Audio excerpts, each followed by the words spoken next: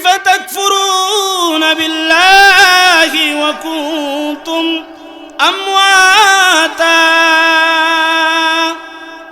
فأحياكم ثم يميتكم ثم يحييكم ثم إليه ترجعون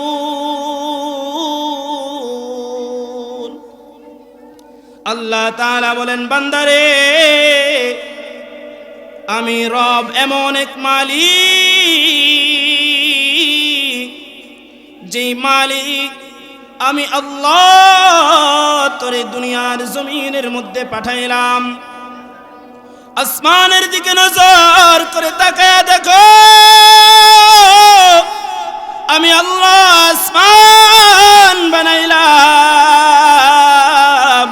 এত কিছু আমি আল্লাহ বানাইলাম আমি আসমানের মালিক আল্লাহ আসমান আর জমিন নক্ষত্র আর তারকারাজি বানাইলাম কেমন করে বানাইলাম বান্দা জানো আমি আল্লাহ ফরমান জারি করে দিলাম আমি আল্লাহ কুন ফায়াকুন বললাম এই বিশাল আসমান হয়ে গেছে আমি আল্লাহ কুন ফায়াকুন বললাম জমিন হয়ে গেছে আমি আল্লাহ কুন ফায়াকুন বললাম পাহাড় হয়ে গেছে আমি আল্লাহ কুন ফায়াকুন বললাম নক্ষত্র তারকারাজি হয়ে গেছে এই বিশাল পৃথিবীর মধ্যে যা কিছু নজর করে তাকা দেখ বান্দা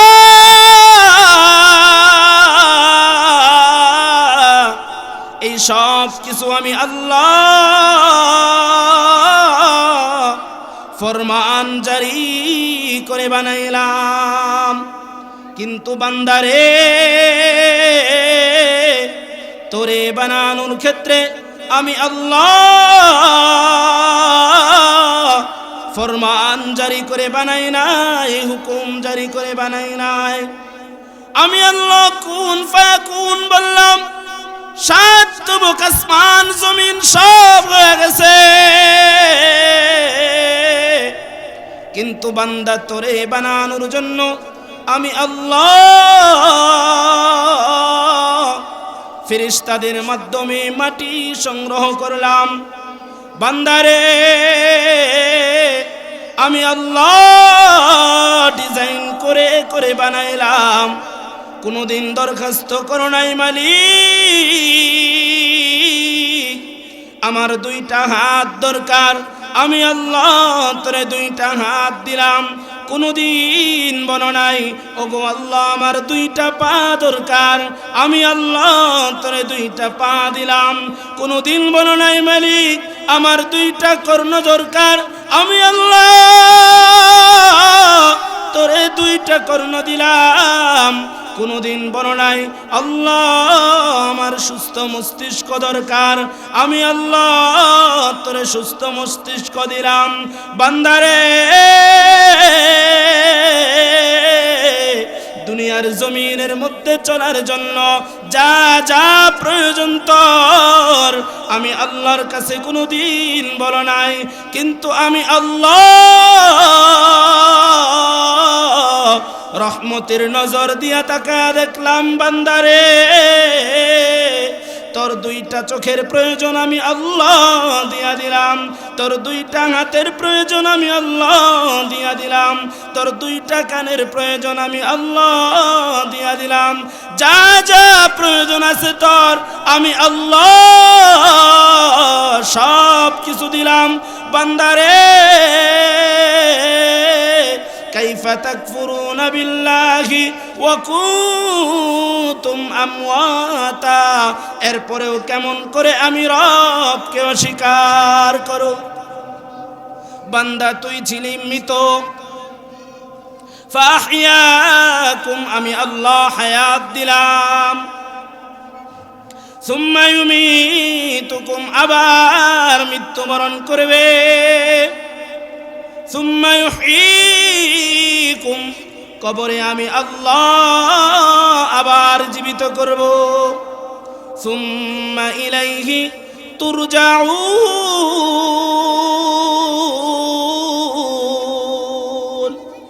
হাসরের ময়দানে আবার তোমাকে উঠে দাঁড়াইতে হবে। দুনিয়ার মুসলমান আল্লাহর গোলাম,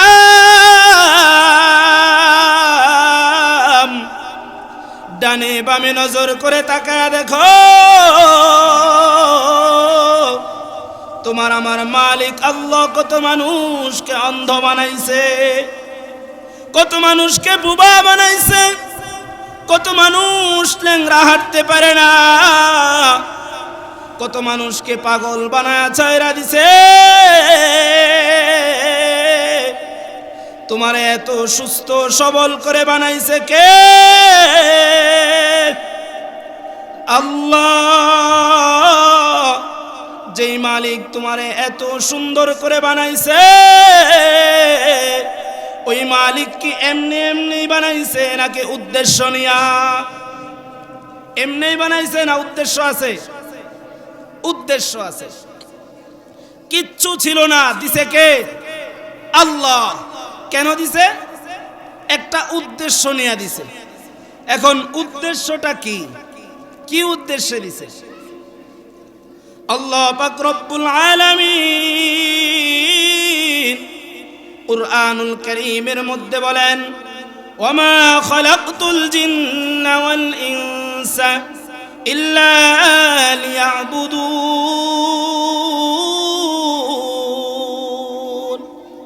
আল্লাহ উদ্দেশ্য জানায় দেয়। আল্লাহ বলেন, আমি মানুষ এবং জিন জাতিকে সৃষ্টি করেছি আমার ইবাদতের জন্য। উদ্দেশ্য কি? ইবাদতের জন্য। জানাইছে কে? আল্লাহ জানাইছে। আমি মানুষ এবং জিন জাতিকে সৃষ্টি করলাম কেন? আমার ইবাদতের জন্য। এখন আমরা করি কি? যে উদ্দেশ্যে আমাদেরকে বানাইছে, উদ্দেশ্য হাসিল হইতেছে আমাদের দ্বারা। এই যে দেখেন, এখানে লাইট লাগাইছে। লাইট লাগানোর উদ্দেশ্য কি? আলো দেওয়া। তো লাইট যদি নষ্ট হয়ে যায়, আলো যদি না দেয়, তাহলে এই লাইট আমরা কি এই জায়গায় রাখি না খুলে ফেলে অন্যটা লাগাই? অন্যটা লাগাই, খুলে ফেলে দেই। কেন? কারণ যে উদ্দেশ্যে লাইট লাগাইছি ওই উদ্দেশ্য হাসিল হয় না, লাইট আলো দেয় না। সুতরাং এটা আমাদের কাছে অপচয় মনে হয়, খুলে ফেলে দেই। কোথায়? ডাস্টবিনে। কেন ফেলে দেই? কারণ তারে লাগাইছি আলো দেওয়ার জন্য, সে আলো দেয় না। ফ্যান লাগাই বাতাস দেওয়ার জন্য, বাতাস না দিলে খুলে ফেলে দেই। কেন? কারণ উদ্দেশ্য হচ্ছে সে বাতাস প্রবাহ করবে। তো যেই কাজের উদ্দেশ্যে যেটা করা হয়, ওইটা যদি সম্পূর্ণ না হয় তাহলে ওইটার মূল্য থাকে না, দামই থাকে না, নষ্ট হয়ে যায়। যেই কারণে যেটা বানানো হয়, এই উদ্দেশ্য যদি হাসিল না হয়, উপকার যদি তারে দিয়া না আসে, তার কাজ যদি সে না করে, তাহলে আর তার কোনো মূল্য থাকে না, দাম থাকে না, মূল্যহীন হয়ে যায়। মুহতারাম হাজিরিন, আল্লাহ পাক রব্বুল আলামিন আমাদেরকে বানাইছে ইবাদতের জন্য বানাইছে। কিসের জন্য? ইবাদতের জন্য বানাইছে। কিন্তু আমাদের দ্বারা ইবাদত না হওয়ার কারণে আমাদের কোনো মূল্য নাই, দাম নাই। আমাদের স্থান হবে কোথায়? জাহান্নামের মধ্যে, উদ্দেশ্য যদি হাসিল না হয়। আল্লাহ পাক রব্বুল আলামিন এই জন্য কুরআনুল কারীমের মধ্যে বিভিন্ন জায়গায় ডেকে ডেকে সতর্ক করেন। আমরা যেমন দুনিয়াতে সন্তানদেরকে বাজারে পাঠাই, দোকানে পাঠাই, টাকা দিয়ে দেই, এই জিনিসটা নিয়ে আসবা, খবরদার এটা কিন্তু নষ্ট করবা না, বলি কিনা ভাই? পিতা তার মাকে, সন্তানের মাকে বলে, তোমার ছেলেকে এই টাকাটা দিলাম, খবরদার যেন নষ্ট না করে। তোমার সন্তানকে এই জিনিসটা দিলাম যেন ভালোভাবে ব্যবহার করে।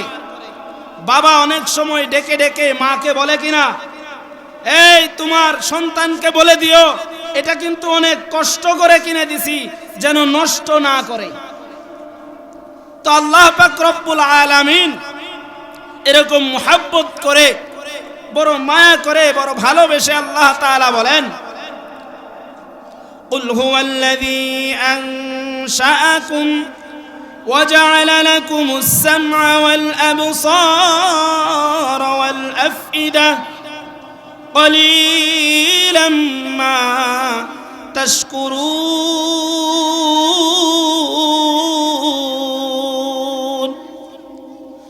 الله পাক রব্বুল আলামিন আল্লাহর হাবিব বিশ্বনবী মুহাম্মদুর রাসূলুল্লাহ সাল্লাল্লাহু আলাইহি ওয়াসাল্লাম কে ডেকে বলেন, ওগো আমার বন্ধু, ওগো আমার হাবিব, কুল হুয়াল্লাযী আনশাআকুম ওয়া জাআলা লাকুমুস সামআ ওয়াল আবসারা ওয়াল আফইদা قليلا ما تشكرون আসমানের মালিক আল্লাহ, বিশ্ব নবী মুহাম্মদুর রাসূলুল্লাহ সাল্লাল্লাহু আলাইহি ওয়াসাল্লাম কে ডেকে বলেন, ওগো আমার বন্ধু, ওগো আমার হাবিব, আপনার উম্মতদেরকে বলে দেন তার চক্ষুটা আমি আল্লাহ দিলাম, তার হাতগুলো আমি আল্লাহ দিলাম, তার কর্ণগুলো আমি আল্লাহ দিলাম, তার শ্রবণ শক্তি আমি আল্লাহ দিলাম, তার পাগুলো আমি আল্লাহ দিলাম। আপনার উম্মতদেরকে বলে দেন এমন একটা সময় ছিল তাদের কোনো অস্তিত্বই ছিল না, আমি আল্লাহ তার হাত পা চোখ কানগুলো আমি আল্লাহ বড় যতন করে বানায় দিলাম। কলিলাম মা তাশকুরুন, কিন্তু আপনার বান্দা, আপনার উম্মত শুকরিয়া খুব কম আদায় করে। কে বলতেছে? আল্লাহ বলেন, বন্ধু আপনার উম্মতদেরকে বলে দেন এদের চোখগুলো আমি আল্লাহ দিছি, এদের কানগুলো আমি আল্লাহ দিছি, এদের হাতগুলো আমি আল্লাহ দিছি, এদের সুস্থ বিবেক আর মস্তিষ্কগুলো আমি আল্লাহ দিছি, কিন্তু আপনার উম্মত কলিলাম মা তাশকুরুন, শুকরিয়া খুব কম আদায় করে। কথা বুঝতেছেন? আল্লাহ বলেন সব আমি দিলাম, এরপরেও আপনার উম্মত কি করে? শুকরিয়া কম আদায় করে। এখন শুকরিয়া কি আলহামদুলিল্লাহর মাধ্যমে? প্রশ্ন করতে পারেন, হুজুর আমরা তো শুকরিয়া আদায় করি, আমরা তো স্বীকার করি আল্লাহ সব দিছে, আল্লাহ খাওয়ায়, আল্লাহ পড়ায়, আল্লাহ সব দিছে, আলহামদুলিল্লাহ আমরা তো শুকরিয়া আদায় করি। কিন্তু মুহতারাম হাজরিন, আল্লাহ তাআলা শুধুমাত্র আলহামদুলিল্লাহ শুকরিয়ার কথা বলে নাই, আলহামদুলিল্লাহ শুকরিয়ার কথা বলে নাই। আমাদের অনেকের সন্তান আছে, পিতামাতা বৃদ্ধ হয়ে গেছে, এখন সন্তান যদি বলে আলহামদুলিল্লাহ আমার বাবা আছে, আলহামদুলিল্লাহ আমার মা আছে, আলহামদুলিল্লাহ আমার পিতামাতা আছে, সারা জীবন খালি বলে আলহামদুলিল্লাহ আছে আছে আছে, কিন্তু পিতামাতার খেদমত করে না, হক আদায় করে না, পিতামাতা কি সন্তুষ্ট না অসন্তুষ্ট? কেন? শুধু আলহামদুলিল্লাহ বললেই পিতামাতার হক আদায় হয় না, পিতামাতার খেদমত করে পিতামাতার হক আদায় করতে হয়, তখন পিতামাতা সন্তুষ্ট হয়। ঠিক ওইভাবেই আল্লাহ তাআলার হক শুধুমাত্র আলহামদুলিল্লাহ বললেই হবে না। আজান হয়ে গেছে, মসজিদে যাও, রমজান চলে আসছে, রোজা রাখো, সন্তান হয়ে গেছে তো দ্বীন শিক্ষা দাও। যখন আল্লাহকে চিনার জন্য এই পথগুলো অবলম্বন করবে, তখনই তোমার শুকরিয়া আদায় হবে। আলোচনা বুঝতেছেন? যখন এই সবগুলো আদায় করবে তখন তোমার শুকরিয়া কি হবে? আদায় হবে। আর কোনো কিছু করলা না, আজান হয়ে গেছে ঘরে বসে থাকলা, সন্তান হয়ে গেছে দিন শিক্ষা দিলা না, রমজান চলে আসছে রোজা রাখলা না, মুখ জবানের মাধ্যমে সত্য কথা বললা না, আলহামদুলিল্লাহ আলহামদুলিল্লাহ, কাজ হবে?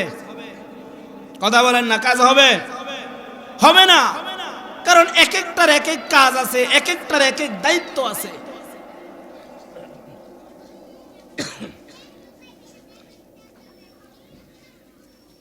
এই জন্য মুহতারাম হাজরিন, আল্লাহ পাক রব্বুল আলামিন মাঝে মধ্যে কুরআনুল কারীমের মধ্যে ডেকে ডেকে আক্ষেপ নিয়ে কথা বলেন। সন্তানদেরকে যে উদাহরণ দিলাম, যে সন্তানকে বাজারে পাঠাইছি, মাকে বলে দেয় খবরদার তোমার সন্তান যেন এই টাকাগুলো অপচয় না করে, নষ্ট না করে। সন্তান বন্ধু বান্ধবের পাল্লায় যদি নষ্ট হয়ে যায়, পিতা ডেকে ডেকে বলে যে কার পাল্লায় পয়রা নষ্ট হইলি, বলে কিনা কোন বন্ধুর পাল্লায় পয়রা নষ্ট হইলি, আক্ষেপ আর কষ্ট নিয়ে বলে। তো আল্লাহ পাক রব্বুল আলামিন এত কিছু দিলেন, দেওয়ার পরে আল্লাহর হুকুম যারা পালন করে না তাদেরকে আল্লাহ তাআলা ডেকে ডেকে বলেন, ইয়া আইয়ুহাল ইনসান,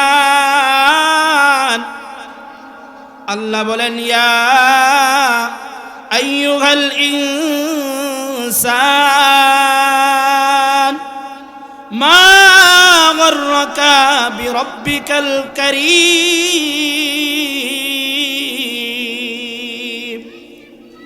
আল্লাহ তাআলা বলেন ইয়া আইয়ুহাল ইনসান, হে দুনিয়ার মানুষ, মা গররাকা বিরব্বিকাল কারীম,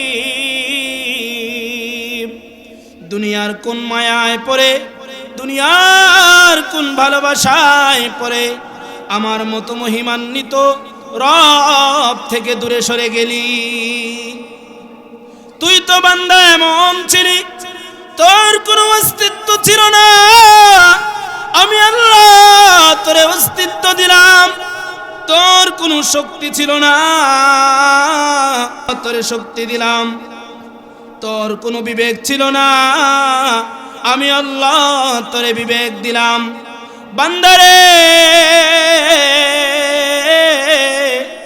এত কিছু দেওয়ার পরে আজকে কার মায়ায় পড়ে আমার মতো মহিমান্বিত রব থেকে দূরে সরে গেলি? বান্দা, তুই ছিলি এক ফোঁটা নাপাক পানি, আমি আল্লাহ ওই নাপাক পানি থেকে তোরে বানাইলাম। পৃথিবীর এমন কোন বিজ্ঞানী আছে, এমন কোন দার্শনিক আছে পৃথিবীর নিকৃষ্ট জিনিস থেকে শ্রেষ্ঠতম জিনিস বানাইতে পারে? আমি আল্লাহ তোরে এক ফোঁটা নাপাক পানি থেকে বানাইলাম। বাবার পিঠের মধ্যে ছিলি বান্দা, আমি আল্লাহ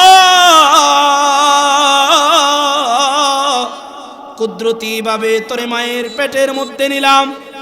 মায়ের গর্ভের মধ্যে একদিন নয়, 2 দিন নয়, 10 মাস 10 দিন পর্যন্ত আমি আল্লাহ তোরে লালন পালন করলাম। গাজীপুরের মুসলমান, খেয়াল করে বুঝো, এমন মালিক তোমারে আমারে বানাইছে, এমন মালিক তোমারে আমারে এমন ভাবে বানাইছে যেই জায়গার মধ্যে পৃথিবীর কোনো আলো বাতাস পৌঁছায় না, যেই জায়গার মধ্যে পৃথিবীর কোনো খাবার পৌঁছায় না, মায়ের গর্ভের ভেতরে 10 মাস 10 দিন পর্যন্ত লালন পালন করছে কে? মুসলমান, কে লালন পালন করছে? কে? আল্লাহ।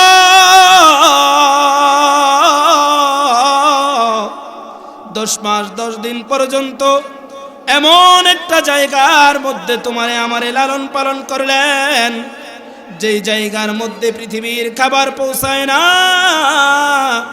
যেই জায়গার মধ্যে পৃথিবীর আলো বাতাস পৌঁছায় না, এমন জায়গার মধ্যে লালন পালন করে প্রমাণ করে দিলেন তিনি রহমান। আল্লাহ পাক রব্বুল আলামিন বলেন, দুনিয়ার জমিনের মধ্যে আমি আল্লাহ তোরে পাঠাইলাম বান্দারে ইবাদত করবা, আমি আল্লাহর গুণগান গাইবা, আমি আল্লাহর একত্ববাদের স্বীকার করবা। এরপরে আমি আল্লাহরে সন্তুষ্ট করে আবার যখন কবরের জমিনে আসবা, ওই কবরের জমিনে আসার পর আমি আল্লাহ তোমার জন্য পুরস্কারের ব্যবস্থা করে রাখলাম। ভাইজান ভিতরে চলে আসি, আমরা দেখতে খারাপ দেখা যায়, জায়গা আছে, ভিতরে বসি, ভিতরে বসি ভাই সবাই। মুসলমান আল্লাহর গোলাম, আল্লাহ পাক রব্বুল আলামিন তোমার আমার জন্য জান্নাত বানায় রাখছে। এই জন্য আল্লাহ তাআলা দুনিয়ার জমিনের মধ্যে কেমন ভাবে চলবা, কোন পদ্ধতি অবলম্বন করে চলবা, এই সিলেবাস আল্লাহ তাআলা দিয়েছে কি দেয় নাই? আল্লাহ তাআলা বলেন, দুনিয়ার মুসলমান আল্লাহর গোলাম, কুরআনুল কারীম আল্লাহ তাআলা দুনিয়ার জমিনের মধ্যে পাঠায়া দিছে। তার সাথে সাথে আল্লাহ পাক রব্বুল আলামিন বিশ্ব নবী মুহাম্মদুর রাসূলুল্লাহ সাল্লাল্লাহু আলাইহি ওয়াসাল্লামকে উস্তাদ হিসাবে পাঠাইছে। আল্লাহর নবী বিশ্ব নবী মুহাম্মদুর রাসূলুল্লাহ সাল্লাল্লাহু আলাইহি ওয়াসাল্লাম মৃত্যুর কয়েকদিন পূর্বে মসজিদে নববীর মধ্যে বসা ফজরের নামাজ আদায় করার পর আল্লাহর নবী মিহরাবের মধ্যে দাঁড়ায় গেছে। সাহাবায়ে কেরামদের দিকে তাকায় বলতেছে, আমার সাহাবা শুনো, আমি নবী হায়াতের জিন্দেগি তোমাদের পিছনে খরচ করলাম, তোমাদেরকে দ্বীনের বুঝ দেওয়ার জন্য চেষ্টা করে গেলাম। ও আমার সাহাবায়ে কেরাম, আমি কি তোমাদের হক আদায় করতে পারছি কিনা? আমার শরীরের অবস্থা ভালো না, মনে হয় অল্প কিছুদিনের মধ্যে আমি রাসূল দুনিয়া ছেড়ে চলে যাব। আমি রাসূল তোমাদের হক আদায় করতে পারলাম কিনা? আমার উপর তোমাদের কোনো দাবি আছে কিনা? আমি রাসূলের উপর তোমাদের কোনো দাবি আছে কিনা? সাহাবায়ে কেরাম বলতেছে, না না না ইয়া রাসূলুল্লাহ, আপনাদের উপর আমার কোনো দাবি নাই। সবগুলো দিছে, দেওয়ার পর আল্লাহ তাআলার কিছু হক যেমন ভাবে আছে, ঠিক ওই রকম ভাবে আল্লাহ তাআলা আমাদেরকে সন্তানও দিয়েছেন। এই সন্তানের হকও আমাদের কাছে আছে। কি বলেন, আছে না?